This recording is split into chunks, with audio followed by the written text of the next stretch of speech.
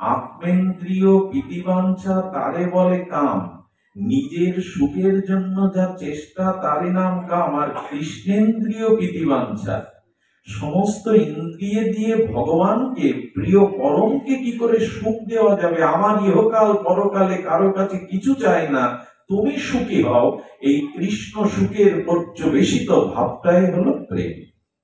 আপনারা এখন দেখছেন অমৃত ভগবত।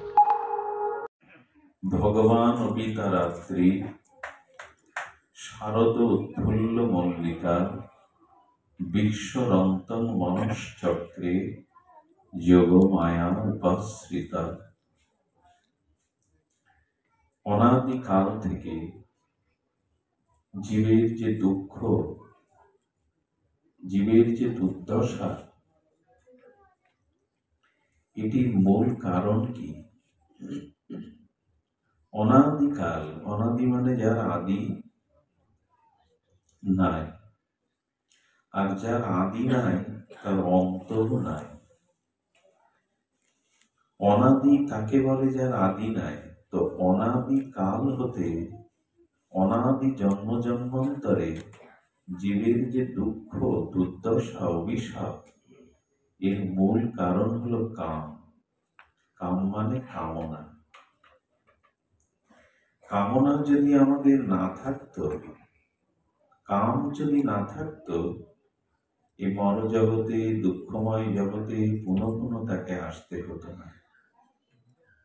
পৃথিবীর সব থেকে ভয়ানক রোগ হিসাবে এখন পরিগণিত হয় হৃদরোগ, যেটাকে আমরা হার্টের রোগ বলি।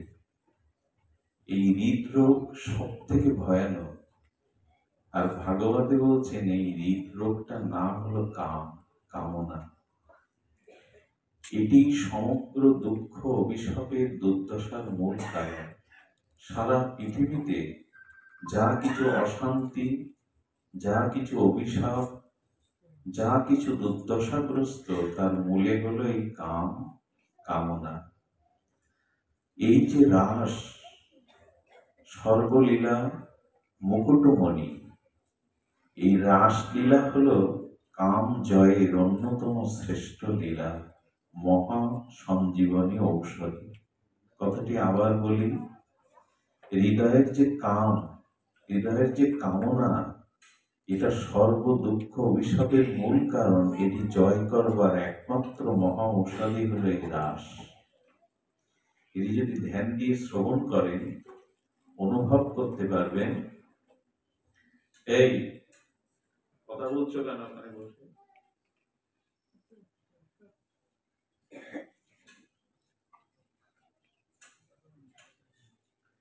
সমগ্র অভিশাপের মূল কারণ এই কামজয়ের মূল মন্ত্রই হলো এই রাস। এই রাস সবখানে ব্যর্থ হওয়া উচিত নয়। আমার মতো মাবিস মায়ামুগ্ধ জীবের এই বর্ণনা করবার কোন যোগ্যতা, কোন দক্ষতা নাই।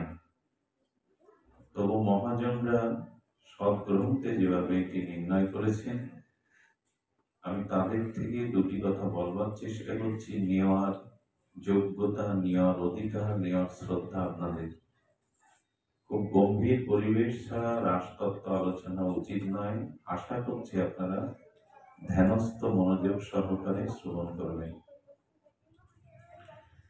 ভগবান অবিতা রাত্রি, শারদোৎফুল্ল মল্লিকা, বৃক্ষরন্তং মনশ্চক্রে, যোগমায়া উপাশ্রিতা। এটি রাসের প্রথম শ্লোক। স্বয়ং ভগবান শারদ পূর্ণিমার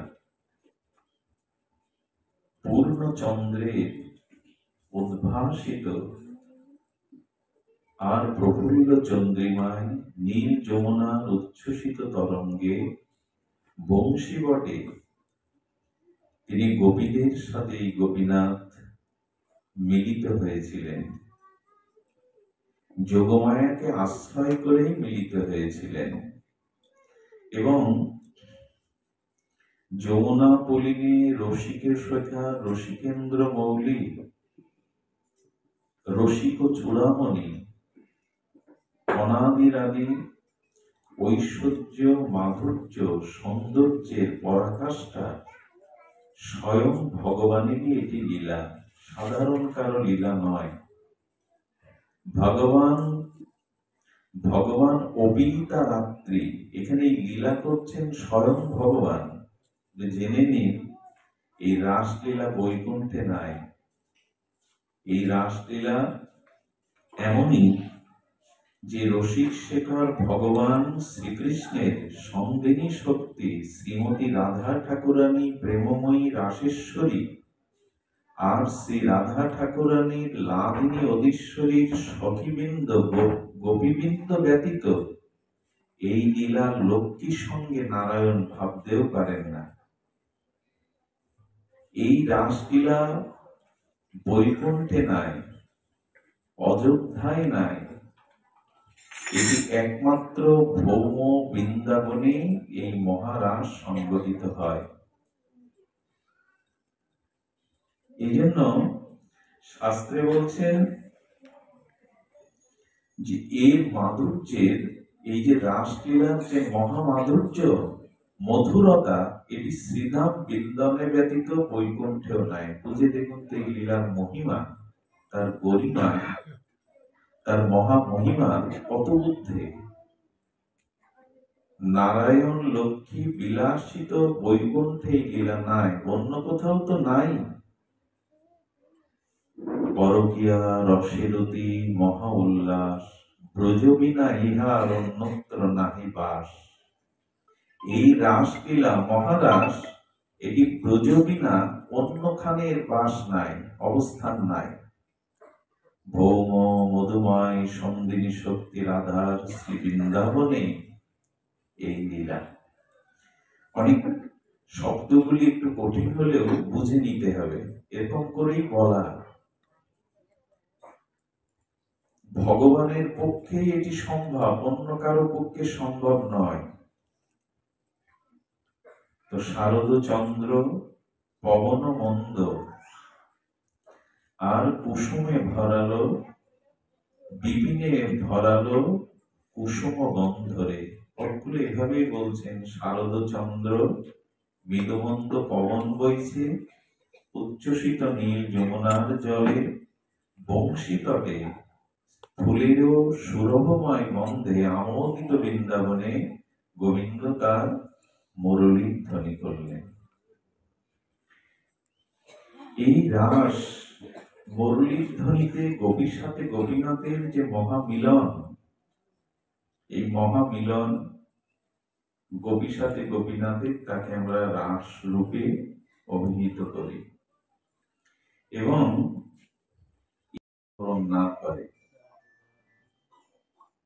পৃথিবীর অনন্ত কোটি জীব নিশ্চয়, গন্ধর্ব দেবতা ব্রহ্মাদি দেবগণ যেন এই লীলা কল্পনাতে অনুকরণ ভগবান এমন করেছিলেন, আমরাও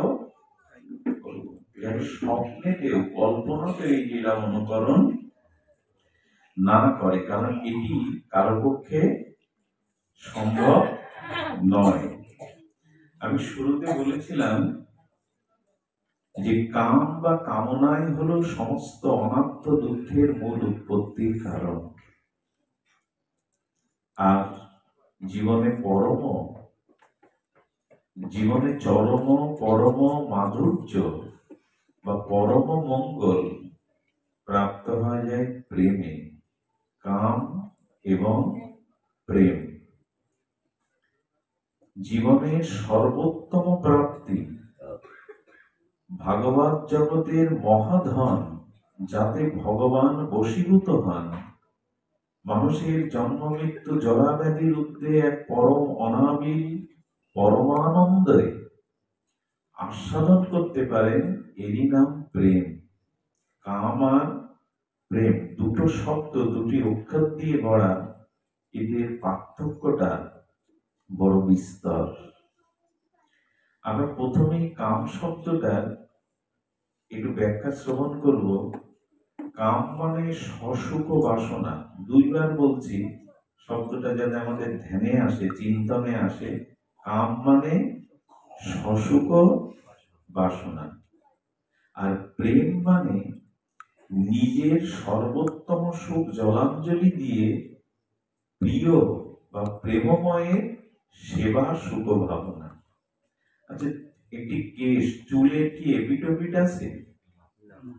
এত সূক্ষ্ম, ওর এপিটা ওপিট নাই। তেমন কাম আর প্রেমের মধ্যে এরকম সূক্ষ্ম পার্থক্য।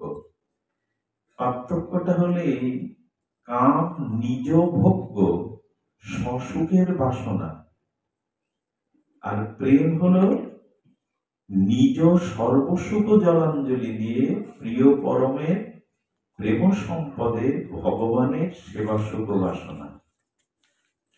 যে দৃষ্টান্তটা আমরা প্রায় এনে থাকি, একই ফুলের বাগানে, সৌন্দর্যমণ্ডিত গোলাপ ফুলের বাগানে একই গোলাপের একই শাখাতে দুটো গোলাপ ফুল প্রস্ফুটিত হয়ে শিশিরসিক্ত হয়ে ফুটেছে। দুজন যুবক ওই একই গোলাপের বাগানে, একই বাগান হতে, একই গোলাপ বৃক্ষের শাখা হতে দুইজন দুটি ফুল চয়ন করল। বাগান একটি, বৃক্ষ একটি, ফুলও একই। দুজন যুবক একই কাজ করলো, ফুল দুটো চয়ন করলো। তার মধ্যে একটি যুবক কোন সুন্দরী স্ত্রী যুবতীর খোপায় গোলাপ গুজে দিল, এর নাম কাম। আরেকটি যুবক ওই গোলাপের পাপড়িগুলো চন্দন চর্চিত সুগন্ধ মণ্ডিত করে রাধারানীর চরণে দিয়ে দিল, এর নাম প্রেম। কাজ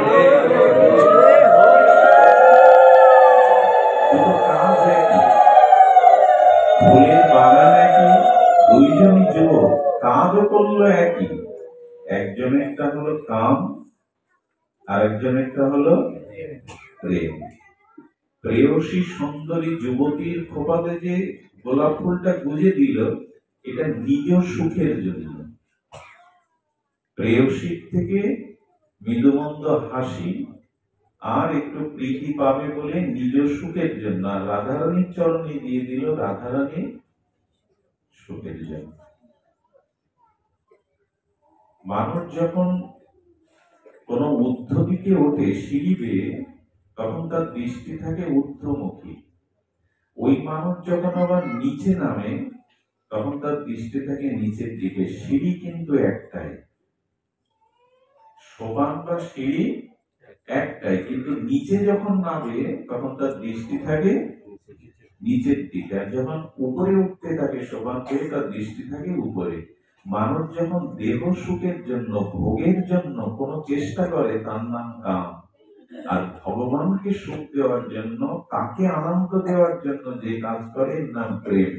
প্রেম ওঠায় আর কাম নামায়। আর এই কাম যাকে বলছি, সসুখ যাকে বলছি, এটা আমাদের জীবনে অভিশাপ। মানুষ জন্মের পরপরই মানুষের মস্তকে জীবনে এই অভিশাপ নেমে আছে, নিজ সুখের চেষ্টায়। অপরের সুখ কি করে হবে আমরা মোটেও ভাবি না। ভাবলে আমাদের সমাজ, আমাদের বিশ্ব, পরিবার এমন হতো না। আমরা শুধু নিজের সুখের কথাই ভাবি। একটি জিনিস সতর্ক করা ভালো, প্রেম এই জগতে নাই। খুব মন দিয়ে শুনতে হবে, রাসলীলা কোনো সাধারণ বিষয় নয়। প্রেম এই জগতে নাই। প্রেম জগতে কোনো বস্তুর সাথে, ব্যক্তির সাথে হয় না। প্রেম হয় পরমাত্মার সাথে, প্রেম হয় শ্রী ভগবানের সাথে। আমরা জগতে প্রেম বলে যেটা দাবি করি, প্রেম বলে যেটা প্রচার করি, প্রেম বলে যা কবিতায় সাহিত্যে লিখি, এটা অপভ্রংশ করা হয়েছে। এটাকে বলা হয়েছে কামনা যুক্ত আসক্তি, এটাকে প্রেম বলে না। কারণ প্রেম ভগবানের সাথে ব্যতীত, ভজনের সাথে ব্যতীত প্রেম হয় না। আগে বোঝা দরকার প্রেম কাকে বলে। এবং এই কথাটি খুব সরল করে বলে দিয়েছিলেন রামপ্রসাদ, সাধক কবি, মাতৃ সাধক। পৃথিবীর কেউ ভালো তো, কথাটা কেটে দিতে পারবেন? পৃথিবীর কেউ ভালো তো বাসে না, এই পৃথিবী ভালোবাসিতে। কে লিখছেন কথাটি? মাতৃ সাধক। মা তার জিহ্বায় বসে বসে লেখাচ্ছে এই কথা। যেথা আছে শুধু ভালোবাসাবাসী, সেথা যেতে প্রাণ চাই মা। এটি সাধারণ গীতিকারের লেখা কাব্য গীতি নয়, গান নয়। এইগুলি হলো মর্মার্থকতা। প্রেম কাকে বলে আগে এটা আমরা জানি। বহুবিধ ধ্বংসের কারণ সত্ত্বেও যা কখনো ধ্বংসপ্রাপ্ত হয় না তার নাম প্রেম। আবার বলি, বহুবিধ ধ্বংসের কারণ সত্ত্বেও যা কখনো বিচ্ছিন্ন হয় না, ধ্বংস হয় না, লয় বা ক্ষয় হয় না তার নাম প্রেম। এবং প্রেমের স্বভাব হলো পশ্চিম দিগন্তে অস্তগামী সূর্য যখন অস্ত যায় তখন পশ্চিম দিগন্তটা মোহমোহ বিচিত্র আবির রঙে রাঙিয়ে যায়, বিভিন্ন রঙে। তো প্রেম ধীরে ধীরে প্রতিক্ষণে মোহমোহ পরমানন্দ রসে বাড়ে। কাম ধীরে ধীরে কমে আর প্রেম ধীরে ধীরে অনন্ত কাল ধরে প্রেমের যে মহা উল্লাস এটি ধীরে ধীরে ক্রমোন্নতিতে বাড়ে। আর কাম হলো ধীরে ধীরে ক্ষয় বা লয় হয়। বহুবিধ ধ্বংসের কারণ সত্ত্বেও যা ধ্বংসশীল নয় তারই নাম কি? আর বহুবিধ চেষ্টার দ্বারাই যে সম্পর্ক, সম্বন্ধ, আনন্দ ধরে রাখা যায় না, লয় হয়, ক্ষয় হয়, ধ্বংস হয়, তার নাম কাম। এখন আমাকে বোঝান, আমাকে জানান, পৃথিবীতে যত সম্পর্ক আছে, সম্বন্ধ আছে, সেগুলো ধ্বংস হবে কিনা? পিতা মাতা, স্বামী স্ত্রী, ভাই বন্ধু, কোন সম্পর্ক চিরদিনের কি অক্ষয়? কোন সম্বন্ধই জগতে অক্ষয় নয়। এই জন্য জগতে প্রেমই হয় না। বহুবিধ কারণ সত্ত্বেও যা ধ্বংস নেই তাকে বলে প্রেম। জগতে এরকম সম্পর্ক দেখাতে পারবেন? কোথায় লালজি মজনু, কোথায় শিরি ফরাত, কোথায় মমতাজ শাহজাহান? সব শেষ। কেউ আছে? যতই তাজমহল করুক শাহজাহান, থাকতে পেরেছে? স্ত্রীকে রাখতে পেরেছে? তাজমহলের কথা জানেন না? তো মমতাজ প্রিয় ছিল শাহজাহানের, তাজমহল করে তাক লাগিয়ে দিল বিশ্বের সপ্তম আশ্চর্যে। কোথায় সেই শাহজাহান, কোথায় সেই মমতাজ? এটা প্রেম নয়, এটা ধ্বংসশীল। একে প্রেম বলা যায় না। এই জন্য অনুভবীরা জগতের কোন সম্পর্কে প্রেম জগতে নাই, হয় না, এটাই উক্তি করেছেন। আমরা কামটাকে প্রেম ভেবে ভুল করি, ভুল বলি। প্রেম কখনো ধ্বংস হয় না, কারণ আছে। আর কাম কখনো চির অক্ষয় হয় না। এই জন্য কাম প্রেম বহুত অন্তর। কাম হলো লোহা, জরাজীর্ণ লোহা, আর প্রেম হলো বিগলিত তপ্ত কাঞ্চন সোনা। কাম হলো জরাজীর্ণ লোহা, ক্ষয়ে যায়, কিন্তু খাঁটি বিগলিত সোনা শত বছর মাটির নিচে রাখলেও তার মূল্য কমে না, সে ক্ষয়ও হয় না। কাম প্রেম বহুত অন্তর, কাম অন্ধতম, প্রেম নির্মল ভাস্কর। কবিরাজ কৃষ্ণ গোস্বামীর ভাষা দেখুন। কাম হলো অন্ধ, তম, অন্ধকার, আর প্রেম হলো নির্মল উচ্চ সূর্য আলো। কাম হলো প্রতি দরগন্ধময় নর্দমার পোকামাকড় দূষিত প্রদূষিত নর্দমার জল, আর প্রেম হলো গঙ্গার অমৃত ধারা। কোথায় ড্রেনের দূষিত পোকামাকড়ের জল, আর কোথায় স্বচ্ছ মহাদেব জটজুট ধূতা ত্রিলোক পাবনী গঙ্গা। কোথায় জরাজীর্ণ লোহা, আর কোথায় স্বচ্ছ বিগলিত সুবর্ণ সোনা। কাম প্রেম বহুত অন্তর, কাম অন্ধতম, প্রেম নির্মল ভাস্কর। কাম প্রেমে বহুত কি, কাম প্রেমে পার্থক্য কি দেখাচ্ছেন? কাম প্রেমে পার্থক্য দেখাচ্ছেন, কাম লোহ আর হেম জৈছে স্বরূপে বিলক্ষণ। লোহ আর হেম জৈছে স্বরূপে, লোহা আর সোনা এক হবে কি? এজন্য কাম প্রেমটা যেন আমরা ভুলিয়ে না ফেলি, এবং এইটুকু মনে করা উচিত, শ্রী ভগবানের সাথে ছাড়া, পরমাত্মার সাথে ছাড়া কারোর সাথে প্রেম হয় না। এখন আমরা এইটুকু বুঝবো বা এইটুকু জানলাম, আত্মেন্দ্রিয় বিধিবাঞ্ছা তারে বলে কাম, আর কৃষ্ণেন্দ্রিয় বিধিবাঞ্ছা ধরে প্রেম নাম। আহা, এই কয়েকটা যদি চৈতন্য চরিতামৃতে কবিরাজ কৃষ্ণ গোস্বামী না দিতেন, আমরা কাম প্রেম তফাৎ বুঝতে পারতাম না। দুটো পয়ারে যে এত বিশাল একটি তত্ত্বকে সন্নিবিষ্ট করা যায়, এটা কবিরাজ কৃষ্ণ গোস্বামীর পক্ষে সম্ভব। তিনি মহাপ্রভুর পরিকর চৈতন্য চরিতামৃতকার। আত্মেন্দ্রিয় বিধিবাঞ্ছা তারে বলে কাম, নিজের সুখের জন্য যা চেষ্টা তারই নাম কাম। আর কৃষ্ণেন্দ্রিয় বিধিবাঞ্ছা, সমস্ত ইন্দ্রিয় দিয়ে ভগবানকে, প্রিয় পরমকে কি করে সুখ দেওয়া যাবে, আমার ইহকাল পরকালে কারো কাছে কিছু চাই না, তুমি সুখী হও, এই কৃষ্ণ সুখের পর্যবেশিত ভাবটাই হলো প্রেম। আছে কিনা নিজের কাছে প্রশ্ন করতে হবে। ধন চাই, মান চাই, সম্পত্তি চাই, সুন্দরী রমণী চাই, পরকালে মুক্তি চাই, স্বর্গ চাই, কি না চাই, তো সব নিজের জন্য। ভগবানের সুখের কি ব্যবস্থা করেছে তুমি জীবন? বাড়ি কার জন্য? ভগবানের জন্য। গাড়ি কার জন্য? সোনা দানা টাকা সম্পত্তি কার জন্য? আমরা যা কিছু আয়োজন করেছি জীবনে, তা আমার আত্মসুখের জন্য, স্ত্রী পুত্র বন্ধু সজ্জন কুটুম্ব তার জন্য, গোবিন্দ সুখের জন্য কি করেছি?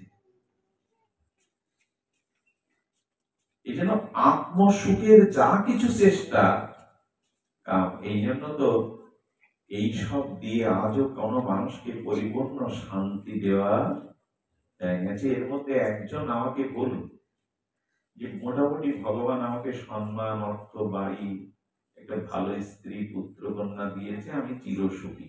একজন বলুন, আমি আপনার চরণের দাস হয়ে থাকবো সারা জীবন। কামে সুখী হওয়া যায় না, প্রেমই মানুষকে পরমানন্দ দিতে পারে।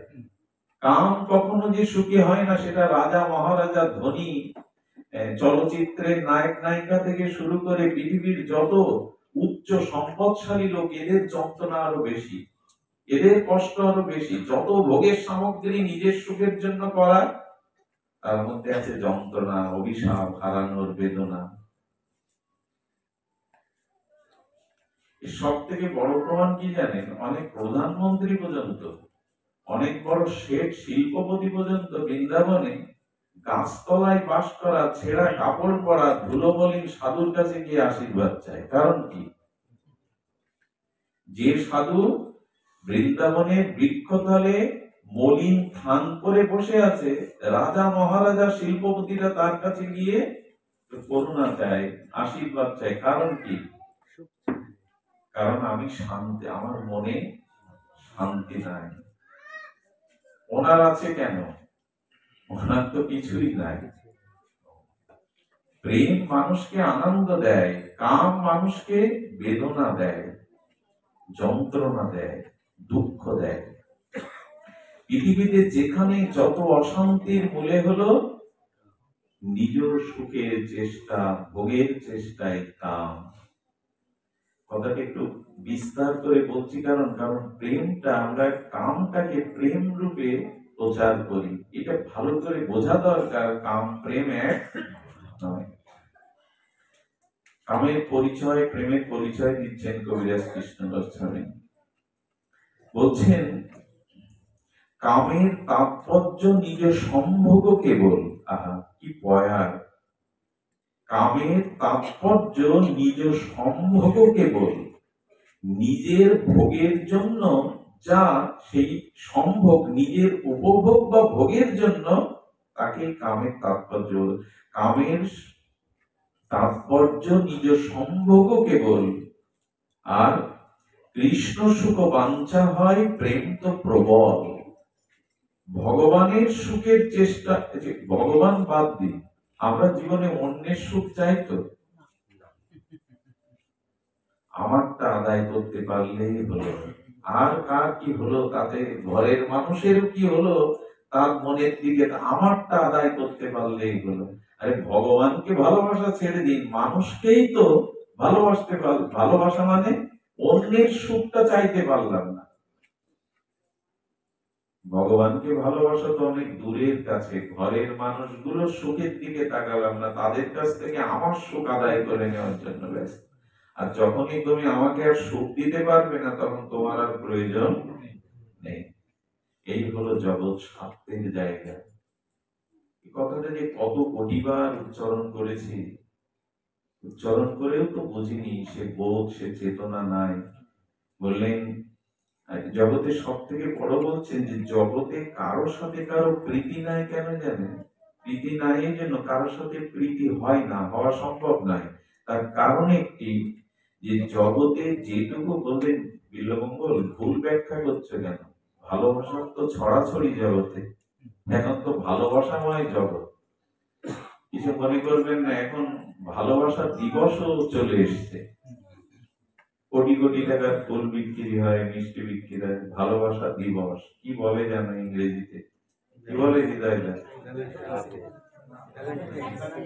হোক তাই, তা হোক। ভালোবাসা দিবস, মানুষ মানুষকে ভালোবাসে, তুমি দেখতে পাচ্ছ না? ব্যাখ্যা করছো ভালোবাসা নেই, কেউ কাউকে ভালোবাসা, উল্টো পাল্টা কেন বলছো? ভালোবাসার তো ছড়াছড়ি। কেউ কারোর জন্য বিষ খাচ্ছে, কেউ কারোর জন্য ঘর ছাড়ছে, কেউ কারোর জন্য ধর্ম ত্যাগ করছে, বাবা মা ত্যাগ করছে। ভালোবাসা নেই? সারা পৃথিবীতেই তো ভালোবাসা, প্রেমের ছড়াছড়ি, প্রেমময় জগৎ। যেমন বন্যা হলে জলমগ্ন হয়ে যায়, খাল বিল নদী নালা ঘর বাড়ি এক হয়ে যায়, এখন তো প্রেমময় জগৎ। তো ওইটাই তো ভুল হয়ে গেছে। কামটাকে, কামনাটাকে আমরা প্রেম বলে ভুল করছি। এটি কি প্রেম না? তবে শুনুন, এই যার প্রতি যার যতটুকু আকর্ষণ, এই আকর্ষণটার কারণ শুনুন। জগতে কেউ কাউকে প্রীতি করে না, নিজের সুখের জন্য তোমাকে ভালোবাসে, নিজের সুখের জন্যই তোমাকে ভালোবাসে, তোমার সুখের জন্য তোমাকে ভালোবাসে না। তোমার কাছ থেকে সে সুখ পায়, তাই তোমাকে ভালোবাসে। নিজের প্রীতির জন্যই অন্যকে ভালোবাসে, তার প্রীতির জন্য সে তাকে ভালোবাসে না। যত দ্রুত বুঝতে পারবেন, তবে সদ্গুরুর কৃপা না হলে, শাস্ত্রের অপরোক্ষ জ্ঞান না হলে এটা বোঝা যাবে না। জগতের ভালোবাসা কেমন জানেন? বিবাহ করলো, স্বামী মালয়েশিয়ায় গিয়ে 10 তলার উপর থেকে পড়েও মরে যায়, রাত্রে ভালো করে ঘুমাতেও পারে না, টাকাগুলো রেখে যাওয়া এই সংসারে স্ত্রীর কাছে পাঠায়, আমার 6 মাস ছেলেটাকে ভালো দুধ কিনে দিও, ভালো করে মানুষ করো। কি করে জানেন? এই স্ত্রী বা এই স্বামী, পুরুষ বা স্ত্রী দুইজন কি করে, কারো স্ত্রীও বা বিদেশে থাকে, এরা করে কি, অনেকদিন পর ওই টাকাগুলো নিয়ে অন্য পুরুষের হাত ধরে, বাচ্চাগুলিকে মেরে বস্তার মধ্যে পুরে ড্রেনে ফেলে দেয়। এই জগতে শিশু বাচ্চাকে ড্রেনের মধ্যে পেপারে পুরে পারা যায়, এরই নাম ভালোবাসা? বৃদ্ধ পিতামাতা বৃদ্ধ হয়ে গেলে, জরাগ্রস্ত হয়ে গেলে, তার ঘরে প্রবেশ করতে গিয়ে আগের থেকে পাউডার ছিটিয়ে নেয়, জীবাণুনাশক পাউডার। উঠতে বসতে তাদের দিকে অন্য চোখে তাকায়, গালি দেয়। ভালোবাসা বুঝতে পারবেন, যত দিন যাবে পরিবারের বাস্তবতাটা বুঝতে পারবেন। জরাগ্রস্ত ব্যাধি হয়ে যখন আর কোনো কাজে লাগবেন না আপনি সংসারে, বুঝবেন ভালোবাসার কি ঠেলা। ভালোবাসায় জগৎ ভাসছে, ভালোবাসায় ভাসছে না। একটু ভালোবাসা বলে না, সে আপনার কাছ থেকে সুখ পায় তাই আপনাকে সামনে রেখেছে, সুখ যেদিন পাবে না। আর প্রত্যক্ষ কথা হলো ভালোবাসা দেহকে যায় না, সম্বন্ধকে ভালোবাসা যায় না। চোখ কান নাক মুখ রক্ত মাংস ভালোবাসার বস্তু না, ভালোবাসার বস্তু হলো আত্মা। কথাটি বোঝা চায়, কথাটি খুব গভীরে গিয়ে বোঝা চায়। ভালোবাসার বস্তু হলো আত্মা, শরীর না, সম্পর্ক না। আত্মায় প্রিয়, আত্মায় অনাত্মা প্রিয়। পৃথিবীতে কোন বস্তু প্রিয় হতে পারে না একমাত্র আত্মা ছাড়া। তার সব থেকে বড় প্রমাণ কেউ মারা গেলে বুঝি আমরা। বিশ্ব সুন্দরী, জগৎ সুন্দরী কোন স্ত্রী বিয়ে করলো কোন পুরুষ, 1 বছর পর মারা গেল, তার নখ থেকে চুল অব্দি সবই তো আছে, সে সুন্দরীও বটে, কেউ কিছু তুলে নিয়ে যায়নি। সেই স্ত্রীকে পুড়িয়ে দেওয়ার ব্যবস্থা করা হয় কেন? রাখা যেত 2-4 বছর। কথা বলে রাখা যেত কিনা?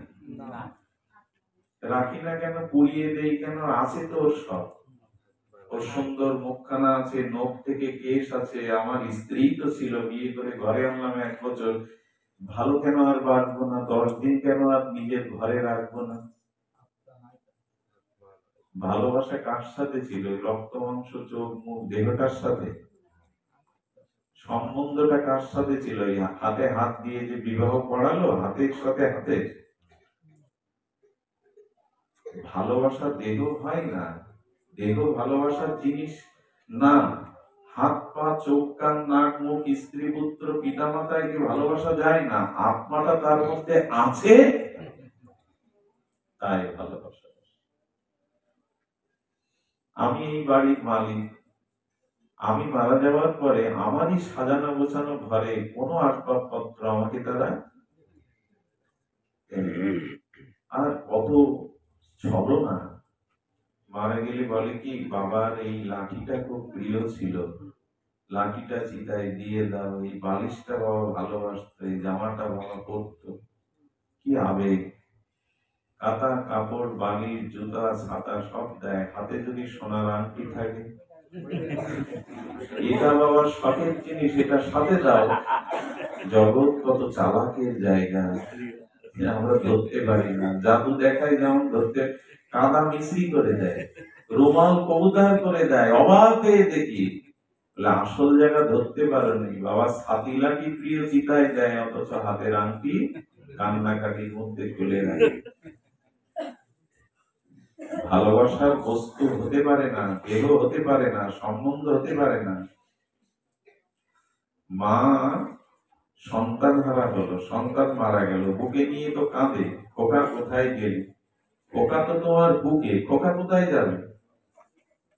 ভালো করে শুনুন, ধ্যান দিয়ে শুনুন, কথাগুলি মহাজনদের অনুভূতির কথা। কাম প্রেমটা বুঝতেই হবে। রাসে প্রবেশ করা আমাদের সম্ভব না, কিন্তু আগে তো বুঝি প্রেম কাকে বলে আর কাম কাকে বলে। প্রেম কার সাথে হয়? সন্তান মারা গেল, মৃত সন্তান বুকে নিয়ে আত্মনাদ করছে, আকার বাতার বিদীর্ণ করে হাহাকার করছে, খোকা কোথায় গেলি? যদি কেউ প্রশ্ন করে, খোকা তো তোমার বুকে, খোকা কোথায় যাবে? মার উত্তর কি? খোকা তো তার বুকে আছে। সেই ছোট ছোট পা, ছোট ছোট হাত, চোখ নাক মুখ সবই তো বুকে আছে। মা কাঁদছে কার জন্য জানি? এইখানটাই তো আমরা ধরতে পারি না। আমি দেহটাকে আত্মা ভেবে বসে আছে, আমি এই দেহ, আমি দেহ না তো। আচ্ছা, খাঁচার ভেতরে যে পাখি আর খাঁচা, দুটোকে এক বলেন কেউ? এক বলেন কি? আমরা তো তাই বলছি, দেহ আর আত্মা এক নয়। সমস্ত গীতায় ভগবান এটা বোঝাতে চেষ্টা করেছে। দেহ আর দেহি, ক্ষেত্র আর ক্ষেত্র গেলে এক না। ক্ষেত যার আর ক্ষেতের মালিক কি এক? আমরা তো এক। আমি যে আত্মা, এটাই গোবিন্দ গীতাতে বারবার বল, তুমি দেহ নও। এ অর্জুন, তুমি দেহ নও, তুমি দেহি আত্মা। এই কথাটা বুঝিনি, বুঝিনি বলেই খোকাকে বুকে নিয়ে মা কাঁদছে, খোকা কোথায়? এখন যদি বলেন খোকা তোমার বুকে, ওকে বরফ দিয়ে হোক মেডিসিন দিয়ে কাচের ঘরে 500 বছর রাখা যাবে, কোনো ক্ষতি হবে না। বিজ্ঞান এমন মেডিসিন তৈরি করেছে, 500 বছর অক্ষত রূপে ছেলেটাকে 1000 বছর রাখা যাবে, রেখে দাও না, আমার কাঁদছো কেন? বলে রেখে হয়তো কাছের ঘরে দিতে পারি, মা বলে ডাকবে তো, আমার বুকের দুধ টেনে খাবে তো, ছোট্ট দুটো বাহু দিয়ে আমার গলা জড়িয়ে ধরবে তো মা বলে। ওই শক্তিটার খোঁজ করেছো কোনদিন? যে শক্তি ওর মুখ দিয়ে মা বলাতো, হাত দুটো জড়িয়ে ধরতো, ওই শক্তিটা হাতের না আপনার? মুখে যে আমি কথা বলছি, এই শক্তিটা আমার মুখের জিহ্বার বিল্বমঙ্গলের না আপনার? মরা ব্যক্তি কথা বলতে পারবে তো? খোঁজ করছি কার আমরা? সাজাচ্ছি, গোছাচ্ছি, খাওয়াচ্ছি, পড়াচ্ছি কিসে? সব থেকে বড় অভিশাপ দেখুন, ড্রেসিং টেবিলে গিয়ে দেখুন পান নোট থেকে মাথার জন্য প্রসাধনী কতগুলো বোতল সাজানো আছে। আত্মাকে সুন্দর করার, আত্মাকে সাজানোর কিছু আছে আপনার ঘরে? দেহকে এত সাজাচ্ছেন, খাওয়াচ্ছেন, সে মাখুন, যাহাই মাখুন আপনারা, কিন্তু আত্মাকে সুন্দর করা যায় এরকম কোন প্রসাধনী ঘরে রেখেছেন? আমি আজকে চমকে উঠেছিলাম, আমাদের প্রতিষ্ঠানে একজন সাহায্য নিতে এসেছে, ওনার এখানে ক্যান্সার হয়েছে। আমি দেখে চমকে উঠেছি, সে বিভৎসতা। সুন্দর কোন যুবতী বা সুদর্শন যুবকের যদি ক্যান্সার হয়, থেরাপি দেয় না 3-4 বার, তার দিকে তাকাতে পারবে না, তো বিভৎস হয়ে যায়। এ দেহ পচা গলা, রক্ত, মাংস, অস্থি মজ্জা, হাড়, নাড়ি, ভুঁড়ি, মলমূত্র, শুধু উপরে চামড়াটা ঢাকা বলে। যদি ভেতরেরটা যদি চামড়ার বাইরে রাখতেন আর চামড়াটা যদি ভেতরে ঢুকিয়ে দিতেন, আপনি নিজের গায়ে থুতু ফেলতেন নিজে। আবার বলি, চামড়াটা ভেতরে দিন, আর ভেতরে যে মলমূত্র, নাড়ি, ভুঁড়ি, রক্ত, মাংস, হাড় আছে, ওইটা বাইরে রেখে দিন, আপনি আপনার গায়ে থুতু ফেলবেন। অমেদ্য পূর্ণা গিরিমি জাল সংকুলে স্বভাব দুর্গন্ধি বিনিন্দিতান্তরে রমন্তি মূঢ় বিরমন্তি পণ্ডিতা। কোন জ্ঞানী পণ্ডিত ব্যক্তি কখনো দেহকে আমি ভাববে না, আত্মা ভাববে না। এ দেহ জরামরণগ্রস্ত, এই যৌবন বেশি দিন থাকে না, রূপ বেশি দিন থাকে না, রোগ এসে জরা এসে কেড়ে নিয়ে যায়। এটা ভালোবাসার বস্তু হতে পারে না। আর জগতের 99% ভালোবাসাটা দেহ কেন্দ্রিক, আত্মা কেন্দ্রিক নয়। এই জন্য ভালোবাসা হয়ই না, ভাঙা বাসা হয়। কি হয়? ভেঙে যায়। কেউ স্থায়ী করতে পেরেছে কিছু? এই জন্য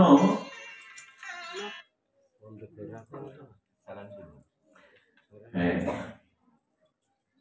ওই একটা শব্দই হয়তো অন্যদিকে নিয়ে যায়, ধ্যান দিন। তাহলে বলছিলাম, ভালোবাসা বা প্রিয়তা আত্মাতে হয়, দেহতে। স্বামী মারা গেলেও স্ত্রীকে বলুন, কাল সকালে ওকে দাহ ক্রিয়ার জন্য শ্মশানে নেব, আজকের রাতটা তোমার ঘরে থাকবে। কোন মৃত স্বামীর লাশ তার স্ত্রী অন্ধকার একই শয্যায় রাখতে রাজি হবে না। এতদিন তো ছিলে, আজকে কোথায় গেল প্রিয়তা, কোথায় গেল আপনত্ব, কোথায় গেল ভালোবাসা? বলে ভালোবাসার যেটা চলে গেছে, পাখি উড়ে গেলে খালি খাঁচাটার আর কি বা মূল্য, তো জং ধরে নষ্ট হয়ে যাবে। এই জন্য যতদিন এইটি গীতা বলেছে, যতদিন আত্মা, দেহ আর আত্মা, ক্ষেত্র আর ক্ষেত্রজ্ঞ তুমি ভেদ না দেখতে পারবে, ততদিন ধর্ম জগতে প্রবেশের অধিকারী হবে না তোমার। এখন আমরা তো দেহকেই আমি ভেবে আছি, আত্মার সন্ধান আমরা।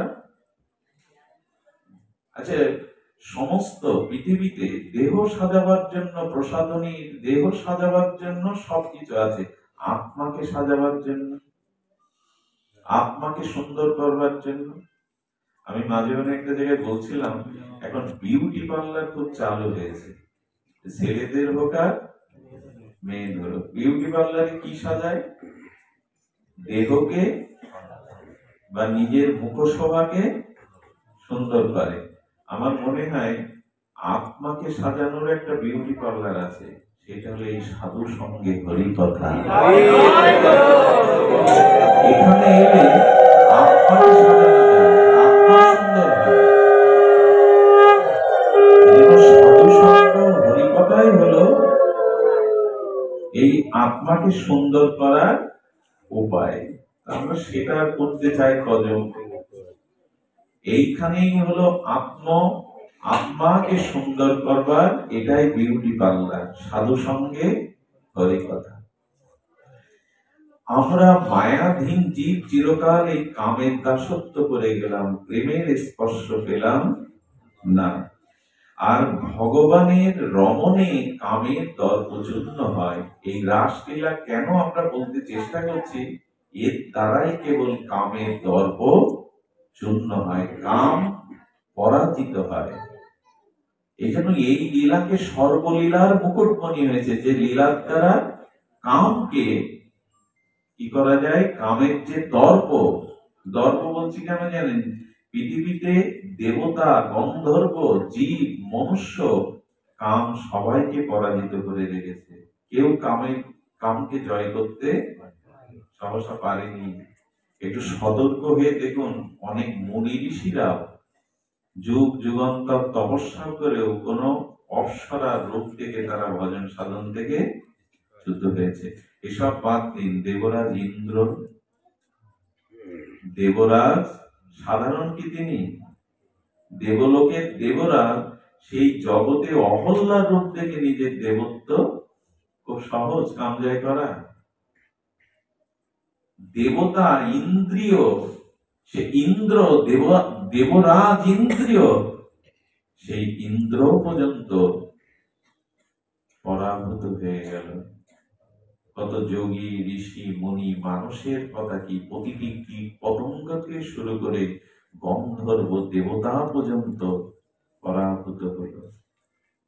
আরে কাম ভগবান শিবকে ক্রোধান্বিত করলো, শিব ভগবান শঙ্কর কামকে পুড়িয়ে দিল, তবু কাম শেষ হয়নি। কাম বলল, ঠাকুর, হে যোগেশ্বর মহাদেব, তুমি আমাকে পুড়িয়েছ, কিন্তু শেষ করতে, আমার দেহটা পুড়িয়েছ। কামের দেহ আছে, কাম দেখা যায়, এখন অবয়ব আছে, বলে প্রভু আমার শক্তি আরো বাড়িয়ে দিলে, কারণ অলক্ষ্য শত্রুই ক্ষতি করতে পারে বেশি।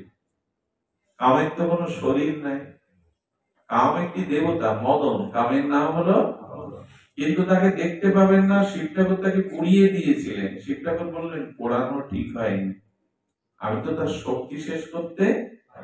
ভগবান শিবকেও ক্রোধ এনে দিয়েছিল এই কাম এত ভয়াবহ। শিব ঠাকুর ক্রোধান্বিত হয়ে তার আজ্ঞা চক্রে, তার তপস্যা অগ্নিতে, যোগের অগ্নিতে পুড়িয়ে দিয়েছিলেন, কিন্তু কামকে শেষ করা যায়নি।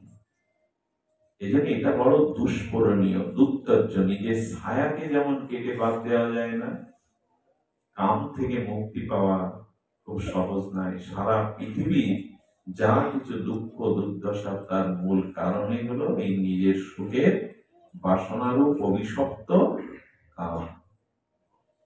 এখন আসুন, এত বিস্তার, এত এত কিছু কাম আলোচনা, কামের আলোচনা, সসুখ বাসনার আলোচনা ভালো লাগে না, কিন্তু এখান থেকে আমরা বেরোবার উপায় কি? সেই উপায়টা হলো রাসলীলা। খুব সংক্ষিপ্ত সার কথাগুলি আমরা বলবার চেষ্টা করি, যে এই লীলাটি কাম হয়ে দর্পচূর্ণ করবার লীলা। কারণ এই কাম, তিনি প্রতীক্ষায় ছিলেন, আমি দেবতাদের, কত যোগীকে, মনুষ্যের কথা বাদ দিন, আমি ব্রহ্মাকে, আমি ভগবান শিবকেও ক্রোধান্বিত করেছি, কিন্তু যদি আমি আর একজনকে এই কামের দ্বারা বশীভূত করতে পারি, পরাজিত করতে পারি, তবে আমি হব অনন্ত ব্রহ্মাণ্ডের শ্রেষ্ঠ বিজয়ী।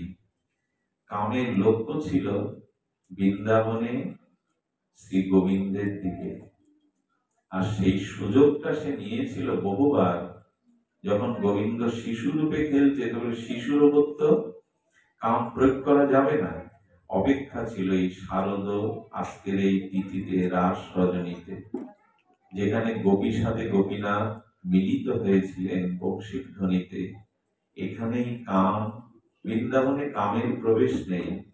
এই অপ্রাকৃত নবীন মদন দর্শন করে কাম গিয়েছিল এই আস্ফলন করতে করতে, যদি বৃন্দাবনে আর শ্রী গোবিন্দকে আমি পরাভূত করতে পারি, আমি হব সর্বেশ্বর, পঞ্চম বাণে শ্রী গোবিন্দের রাসে যখন বাণ প্রস্তুত করে নিক্ষেপ করেছিল, হঠাৎ তাকিয়ে দেখেন শ্রী গোবিন্দের বামে আছেন প্রেমময়ী ভাবময়ী রাসেশ্বরী রাধা ঠাকুরানী। এই রাধা ঠাকুরানী সহ যুগলকে দেখে মদন মস্তিত হয়ে পড়ে গেলেন। আর যখন চেতনা এলো তখন কাঁদতে কাঁদতে বললেন, এই যুগল দর্শন করে আমার এই প্রার্থনা, আমাকে কেন এই দেহ দিলে? বৃন্দাবনে একটি কীট পতঙ্গ করেও যদি পাঠাতে, এই যুগল সেবা করে আমি ধন্য হতে পারতাম। কাম পরাভূত হয়ে গেল, কাম মোষ্টিত হয়ে গেল। সেই দিন থেকে গোবিন্দের নাম হলো মদন মোহন। মদন এই কামকে জয় করার একমাত্র, দেখুন কামকে কিন্তু আপনি জোর করতে পারবেন না। ছায়াকে আপনি অস্ত্র দিয়ে, বোমা দিয়ে বল প্রয়োগ করে ছায়া তাড়াতে পারবেন না। তেমনি কামকে জয় করতে হবে প্রেম দিয়ে। সেই প্রেমটা হলো এই যুগল প্রেম। বৃন্দাবনের গোপীর সাথে গোপীনাথের রাস রজনীতে যুগলকে দর্শন করে কাম মোহিত হয়ে গেল, মুষ্টিত মদন। সেখানে আর কাম ঘুমন্ত জাগে না। কি অদ্ভুত! এই জন্য ভগবান শঙ্করকে বলা হয় মদন দহন। মদনকে তিনি দহন মানে পুড়িয়েছিলেন। আর কৃষ্ণকে বলা হয় মদন মোহন। তবে রাধারানী বামে না থাকলে বিশ্বমোহন হতে পারত কৃষ্ণ, মদন মোহন হতে পারত না। রায় বলে আমার কৃষ্ণ মদন মোহন, সুখ বলে আমার কৃষ্ণ মদন মোহন, সারি বলে আমার রায় বামে যতক্ষণ। রাধারানী না থাকলে গোবিন্দ তুমি মদন মোহন হতে পারতে না। কারণ রাধা ঠাকুরানী হলো প্রেম, রাধা ঠাকুরানী হলো প্রেমের মূর্তি। রাধারানী গড়া হলো প্রেম দিয়ে। রাধা অন্য কিছু না। রাধারানীর দুটো পরিচয় দেওয়া আছে, এক প্রেমময়ী মানে প্রেম দিয়েই গড়া, আরেক হলো রাধারানী হলেন পিপাসাময়ী। কৃষ্ণের জন্য যে পিপাসা, তার মূর্তি হলেন রাধারানী। কৃষ্ণ পিপাসা, সেই মূর্তি হলেন রাধা ঠাকুরানী। এই জন্য জগতে আরেকটি জিনিস আমরা বলবো সংক্ষিপ্ত করে, জগতে দুটো আনন্দ আছে, একটা বিষয় আনন্দ আর একটা হলো স্বরূপানন্দ। স্বরূপানন্দ মানে আত্মানন্দ, প্রেমানন্দ। আত্মানন্দের অনেক ঊর্ধ্বে প্রেমানন্দ। তাহলে কি বললাম, একটা হলো বিষয়ানন্দ আর একটা হলো স্বরূপানন্দ। এটি আরো একটু ধ্যান দিন, অলসতা আসতে পারে, সারাদিন পরিশ্রম, আর হরিকথা শুনলে এমনি একটু ঘুম পায়, তার কারণ আত্মাটা শান্তি পায়। মানুষটা এখন নানান চিন্তায় থাকে, রোগ শোকে ঘুম হতে চায় না বিছানায়। সুনিদ্রা এখন প্রায় মানুষের হয় না। ঘুমের মধ্যে যদি স্বপ্ন দেখেন, ওটা সুনিদ্রা বলে না। স্বপ্নহীন যে গাঢ় সুশক্তি, তাকে বলে সুনিদ্রা। প্রায় মানুষের এটা এখন হয় না। আর খুব গাঢ় নিদ্রা হলে স্বপ্ন শূন্য, তখন মানুষ আত্মার সাথে লীন হয়। ঘুম থেকে উঠে বলে বড় সুখে ঘুমিয়েছিলাম। ঘুম তো ভেঙে যায়, বিভিন্ন স্বপ্ন এসে বাধা দেয়। এই জন্য ভগবত আসলে ঘুমানো ভালো। ভালো এই জন্য যে এখানে এলে আত্মা শান্তি পায়। এই জন্য ঘুম যদি বিছানায় না হয়, এখানে একটু হরিকথা আরাম পায়, হরিকথা ঘুমায়, তাতে আর দাবি কারো কিছু নেই। তবে হরিকথাতে চিত্তে আনন্দ আসে, আত্মা খোরাক পায়, খাদ্য পায়। তবে হরিকথাতে ঘুমালে কিছুটা নিজে কিছু হারাতে হয়। এই এক একটা শব্দ, ভগবানের বাণী আমাদের চিত্তকে পরিবর্তন করতে পারে, স্বভাবকে পরিবর্তন করতে পারে। এই জন্য আপনাদের ঘুম পাড়ানি গান আমি বেশিক্ষণ শোনাবো না। আপনারা জেগে থেকে কিছুক্ষণ শ্রবণ করুন। বিষয়ানন্দ আর স্বরূপানন্দ শব্দ দুটি একটু জানতে হবে। এই যে অর্থবিত্ত, রূপ, যৌবন, ভোগ বিলাস, মান সম্মান যা কিছু নিয়ে আছে, একে বলে বিষয়, একে বলে বিষয় আনন্দ। এর সাথে আত্মানন্দের কোনো যোগ নাই। আর আত্মানন্দটা, স্বরূপানন্দটা, সে আনন্দ এক বিন্দু। সেই স্বরূপানন্দের এক বিন্দুতে এই জগৎ মেতে আছে। দেখুন, বেদ বলেছেন, এই মন্ত্রটা বেদে বলেছেন, এতা সাইবানন্দ সান্নানি ভূতানি মাত্রা জীবন্তি। গোবিন্দের স্বরূপানন্দের প্রেমানন্দের এক ফোঁটা গোবিন্দ এই জগতে দিয়েছেন, তাতেই জগৎটা এখনো বেঁচে আছে, না হলে জগৎ বাঁচত না। কফোটা?